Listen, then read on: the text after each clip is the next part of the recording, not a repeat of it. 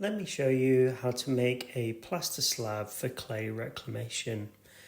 Start off with some potter's plaster, and what I like to do when I'm using plaster for the first time or a new type of plaster is just measure out a small portion of it first, mix it up, see what the ratios are like before creating the larger batch. So I'll slowly begin to add more and more water until I get the plaster to roughly around the right consistency. And then I'll add in loads more plaster and use the same ratios. What you're looking for is something with a kind of clotted cream texture, I think. So for this piece here, I used half a bag of plaster, which was around 12 kilos. So once I've found that consistency, I'll then add more plaster into the mix and continue to mix it up. You can see here it starts off in that clumped ball shape, and then slowly I'll begin to introduce more and more water.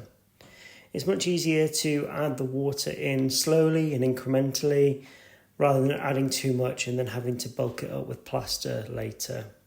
That will ensure that you've got the right consistency but also using the right amount of plaster. So you can see here the plaster's thickening up and it's ready to pour. For the next step, I bought one of those underbed clothes containers. That's just a little plastic tub that you can chuck the plaster in. Make sure you're wearing gloves for this. And just tip all your plaster in and slowly start spreading it out.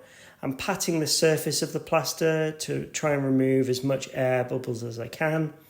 And then as the plaster dries, I slowly slide my hand across the surface, trying to get it as flat as possible. A few hours later, the plaster is dried solid and I've just laid down a quilt to catch it. So I position the tub over the quilt and just gently start to bang the lip. It will slowly ease away and come away nicely from the container lid, just like that. You can use anything soft underneath to cushion the blow, as long as it's like a pillows or this was a spare bed quilt that I had lying around. So I remove the slab from the quilt, and next I want to make sure I'm chamfering the edges here. This will just make it easier to pick it up off surfaces in the future and not make it as brittle or likely to chip. And then I will scrape the knife across the center of the slab, making sure it's nice and flat. It's important to do this because when you add the clay on in a bit, you don't want any grooves or anything for the clay to stick to.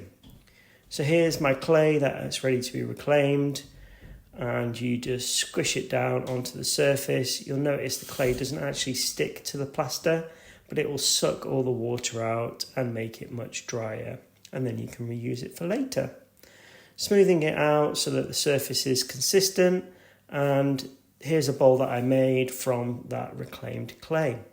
So if you found this useful, don't forget to like and subscribe, and thanks for watching.